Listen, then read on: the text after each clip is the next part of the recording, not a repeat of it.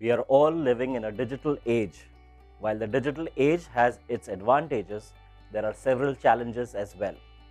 The foremost challenge is protecting your enterprise data, ensuring that you are cyber secure, and ensuring that you mitigate all the security threats that your enterprise face. Welcome Debashish to this conversation. It's a privilege to host you. Thank you so much for having me here. Right, Debashish, the cybersecurity space is always buzzing with lots of news. It's a very serious space to be in. One, I would like to ask and know from you in terms of what are these threats that are there on the landscape which enterprises need to be cautious about. Second, there are lots of players in the security space, and how do enterprises choose which one they should really be looking at? Yeah, it's a very interesting question. I think so many threats are coming every day. We are seeing so many type of threats, from a ransomware. Of course, this is one of the buzzing word, and then the cryptojacking, then the encrypted threats. So many threats, and everything is growing. It's not, maybe sometime we see some are going down, but these are all like a tricks. They cyber criminals use those techniques that they reduce the one focus on one type of attack so that they can use the other technologies. For example, maybe ransomware is slightly slow, they will increase the IoT attack, right? So these are all tricks, but net, I think the long story short is there is so many attacks. Every minute we are seeing new attacks. And if I may tell you the data points, right, what we are seeing is 99% of approximately attacks are known attacks, but 1% is unknown attack. But when I say 1%, but still that 1% is 99 million plus kind of attacks, which is huge, right? Now, to answer your second question, of course, when we see so many attacks, so many vendors are trying to solve that problem. Plus, we have seen the digitization is happening, COVID has actually helped us. So many vendors are trying to solve this problem, which is good. But at the same time, the problem for customers that which one I should buy. Right. Even if I buy these products, am I protected, right? How can you assure me that my environment is protected? I think that's the major dilemma of any CXOs today. And today, whenever I speak to any CISO, CIOs, everyone is talking the same thing, right? Which one I should buy? Right. I am in total confusion. What is the solution? I think this is definitely a point of discussion. So if I may, how are you trying to mitigate this concern in some form for CISOs, for enterprises? Yeah, so what we have done is, we have seen all these things. I think from last 1.5 years, our CEO has taken an initiative. As an organization, we created a group and we did a lot of research, which is called outside-in approach. We have taken all the feedback from customers, partners, and then we have understood that what is the pain point. This is one of the pain points, right? So what we gathered, that the customers are now fed up with best of breed products. Right. They want that, I want protection. So you give me, either as a OEM or as a solution provider or service provider, give me a solution where I should be concerned about my security protection. Absolutely. Or security efficacy, right? So what we have done is we have created a platform so that all my product integrates with the platform, and I can protect the customer from that platform. That now everything is integrated, so that they are talking to each other. See, today if you have a best-in-class firewall, you have a best-in-class endpoint, maybe best-in-class security, remote security solution, but they are not talking to each other.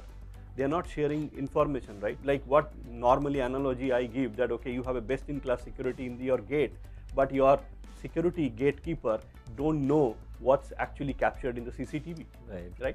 If they are not talking to each other, there is actually, we are failing the entire purpose. Sure. So that is the story which we are bringing. That's the platform. Everything is integrated. Customer will see in a single pane of glass what's happening. Plus, this platform can be integrated with any other product which maybe customer wanted to integrate. That through an API. You're giving that right? benefit.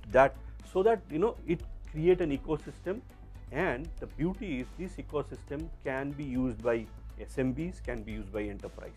Now, how SMB may not invest in the entire platform, they can go through like a service provider model. The same platform our service provider is offering to the SMBs. Right. Very interesting. So initially when you spoke about, and going to the first part of your answer, where you mentioned, that attackers are getting very tricky, so they're getting very intuitive, they're getting smart in terms of the attacks that they roll out. And again, on the other hand, enterprises need to be on their toes. Now, you've been on an acquisition spree, maybe in the last few months you've acquired three companies. So what is driving this, acquiring companies?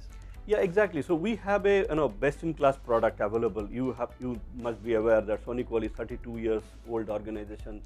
We are leader in the firewall. We have a remote mobility solution. We have endpoint solution. So all these solutions are there, but some gaps are there, right? And it's always good that we get those products and we create the platform. That was the idea. But at the same time, everything we cannot develop on organically, which is the time consuming. Right. So the objective was to, how can we grow inorganically and acquire some best-in-class product available in the market and integrate to offer that platform to the customer. So that was basically the idea, and we have found out some gaps and we are just fulfilling those gaps. Absolutely. While the enterprise space lacked that integrated solution or the platform that you spoke about, so you've also started to focus from the SMBs to larger enterprises, I believe. So is this one of the reasons for you to move into that space? So we are always doing good in the SMB, and we are always also addressing enterprise and government. So we are always present in SMB, enterprise and government. Right. But the idea was, if you see today, when we are talking about platform, there is a two type of customer, SMB and enterprise. Right. Enterprise has money, right? So they can invest in skill. SMBs are the major segment where majority of the attacks are happening, and they cannot afford, right? There is a skill set gap, there is a money issue, right? We are going through an economic challenges. So this is the area where we need to focus. So what our objective was to create a solution which should address the SMBs, and the same solution we can also address to the enterprise. Right, Debashish, you have been a channel focused, and your channel strategy is very close to your heart. What is new in your channel strategy?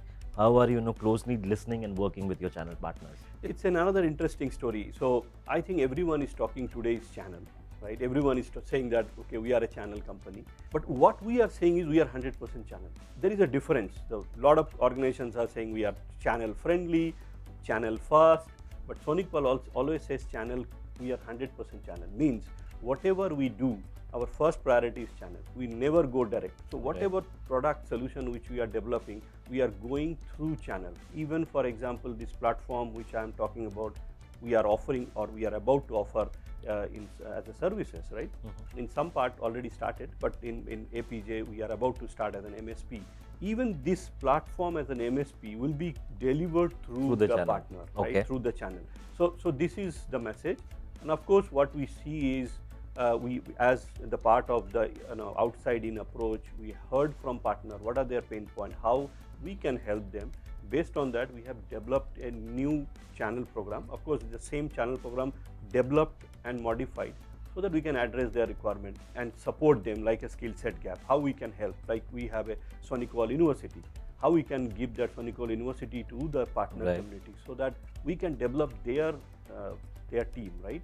So many such things. Then there is how can we give them more support from a financial support. So multiple such points we gathered from the partner, and we have fine-tuned and redeveloped our channel program so that our partners' profitability is taken care, partner skill set gap is taken care, and eventually whatever we do for partner, it will go to the customer, right?